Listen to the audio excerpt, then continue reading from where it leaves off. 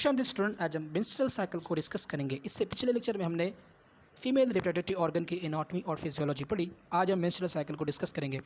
Basically hormonal activity की वजह से जो एग होता है, जिसे हम ओवम कहते हैं, वो ओवम मैच्योर हो जाता है और 14 दिन बाद वो ओवम रिलीज़ हो जाता है। और ये 30 से 40 साल की उम्र तक ये चीज़ें, ये मेंस्ट्रुअल साइकिल फॉलो होता है। इसके बाद ख़त्म हो जाता है, जिसे मेनोपॉज कहते हैं। अमूमन ये 12 साल की उम्र में फ़ीमेल के अंदर स्टार्ट हो जाता है, किसी भी वजह से, हार्मोनल एक्टिविटी की वजह से, गर्म खुराक या मसालेदार चीज़ों के इस्तेमाल करने से।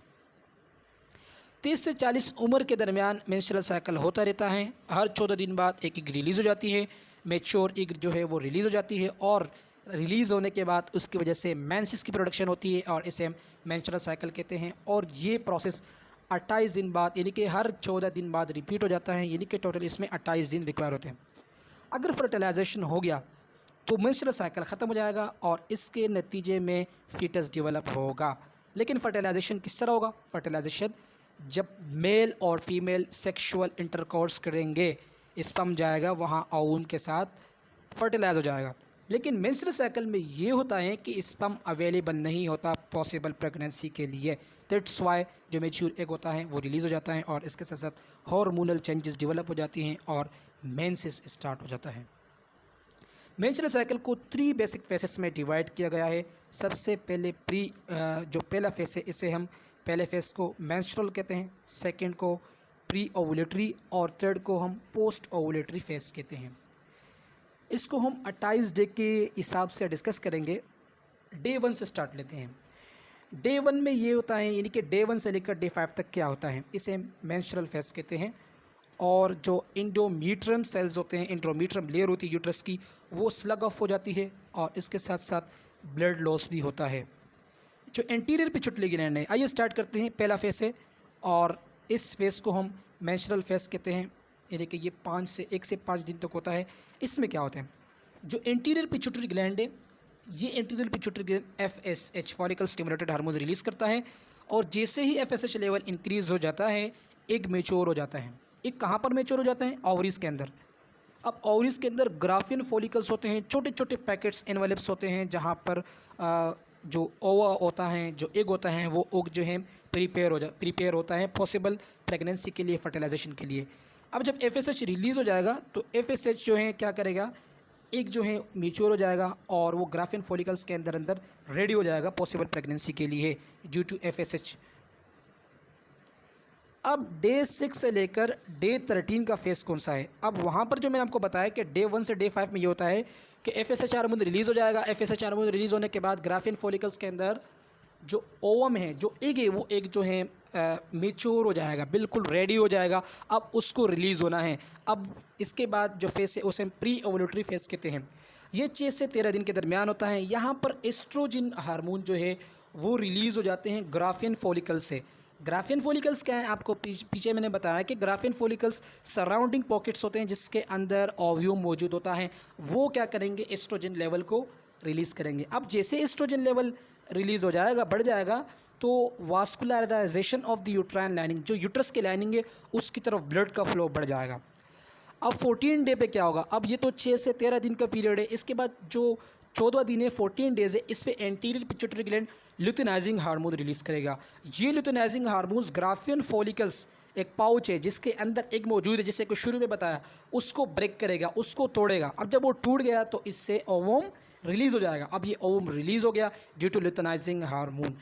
अब जब ये ओवम रिलीज़ हो जाएगा तो ये छोटे छोटे, जैसे कि स्टार्टिंग में आपको बताया था कि सीलिया पाए जाते हैं और उस सीलिया को हम फेम्ब्रिया भी कहते हैं, वो प्रोपल करेंगे इसे ओवम को फिलोपियन ट्यूब्स की तरफ। जब वो फिलोपियन ट्यूब्स की तरफ बाहर आ जाएंगे तो ओवम जो है वो एक तो मैच्योर हो गए हैं, अब वो बाहर आ जाएगा।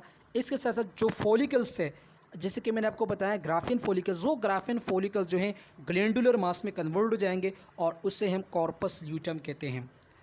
अब 15 डेज से लेकर 28 डेज़ जो हैं ये पोस्ट ओवुलेटरी फेस है, यानी कि एवोल्यूशन के बाद फेस ये है। और इसमें ये होगा कि कॉर्पस ल्यूटेम जो है ये एस्ट्रोजन और प्रोजेस्टेरोन लेवल को सिक्रेट करेगा। अब चूंकि एक तो मैच्योर हो गया, अगर स्पर्म आ गया, स्पर्म अवेलेबल हुआ, अगर मैरिड फीमेल है, यानी कि ये वो जो फीमेल है जिसके अंदर मेंसेस हो रहे हैं वो शादीशुदा है, तो उसके लिए स्पर्म अवेलेबिलिटी है, तो प्रेगनेंसी हो गई, कॉर्पस ल्यूटेम जो है वो मुस्तकिल तौर पर एस्ट्रोजन और प्रोजेस्टेरॉन हार्मोन की सिक्रीशन करेगा।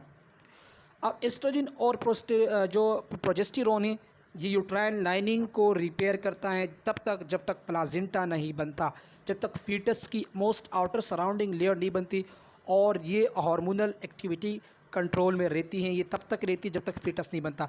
लेकिन अब बात है कि स्पर्म अवेलेबल नहीं हुआ, प्रेगनेंसी हो ही नहीं, तो कॉर्पस ल्यूटम 18 दिन यानी कि 8 दिन के बाद जो है डिसइंटीग्रेट हो जाएगा और दोबारा नॉर्मल कॉर्पस ल्यूटम जो है वो श्रिंक हो जाएगा, स्कार टिश्यू बन जाएंगे और इसे हम कॉर्पस अल्बिकेंस कहते हैं। और इस पॉइंट पे हार्मोनल लेवल जो है दोबारा ख़राब हो जाएंगे, फिर दोबारा जो है FSH हार्मोन रिलीज होएगा। FSH हार्मोन जो है ओवम को यानी कि 28 डेज़ के बाद ओवम को दोबारा मेच्योर करेगा। ओवम जब मेच्योर हो जाएगा तो ग्राफिन फॉलिकल्स एक पाउच होते हैं, वो पाउच बनेंगे। वो ग्राफिन फॉलिकल्स जो है एस्ट्रोजन हार्मोन को सिक्रेट करेगा।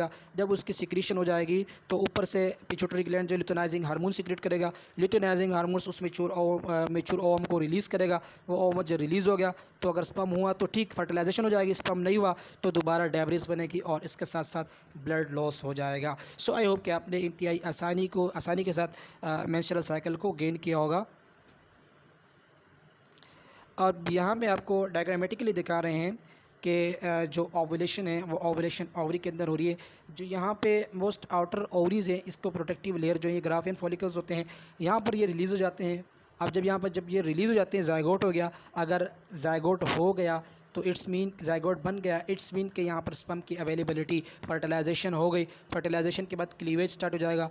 अर्ली क्लीवेज में 1 सेल 2 सेल में डिवाइड हो जाएंगे, 2 सेल 4 सेल में, 4 सेल 8 सेल में, 8 सेल 16 सेल में, और इसमें मोरूला बन जाएगा। मोरूला के बाद ब्लास्टूला बन जाएगा जिसे हम ब्लास्टोसिस्ट कहते हैं। ब्लास्टोसिस्ट आके यूट्रस के साथ अटैच हो जाएगा, एंडोमीट्रियम के साथ अटैच हो जाएगा, और इसी तरह जो एम्ब्रियो है एम्ब्रियो की डेवलपमेंट स्टार्ट हो जाएगी। लेकिन अगर एम्ब्रियो की डेवलपमेंट नहीं होगी तो फर्टिलाइजेशन भी नहीं होगा, अर्ली क्लेवेज भी नहीं होगा, ब्लास्टोसिस्ट भी नहीं बनेगा, और इसके नतीजे में यूट्रस की लाइनिंग की डेब्रिज होगी, यूनिस लाइनिंग जो है वो डिस्ट्रॉयड हो जाएंगे, और इस तरह ब्लड फ्लो होगा जिसे हम मेंस्ट्रुअल साइकिल कहते हैं। अब अल्टरनेशन क्या है, क्या क्या चेंजेस आ सकते हैं एस्ट्रोजन और प्रोजेस्टेरॉन लेवल के यानी कि रद्द बदल की वजह से, कमी और ज़्यादती की वजह से मुख्तलिफ़ किस्म के एबनॉर्मल यूट्राइन ब्लीडिंग आते हैं, जिसमें सबसे पहले एमनोर्मिया शामिल है। एमनोर्मिया जो है एब्सेंस ऑफ मेंस्ट्रुअल फ्लो, यानी कि मेंस्ट्रुअल फ्लो की जब एब्सेंस होगी, मेंस्ट्रुअल फ्लो हो ही नहीं रहा, मेंसेस साइकिल हो ही नहीं रहा है, या ब्लड लॉस नहीं हो रहा, तो इसे एमनोर्मिया कहते हैं। इसके बाद डिस्मेनोरिया, पेनफुल मेंस्ट्रुएशन है। इसके बाद थर्ड में डिसफंक्शनल यूट्राइन ब्लीडिंग है, ये भी एबनॉर्मल यूट्राइन ब्लीडिंग है।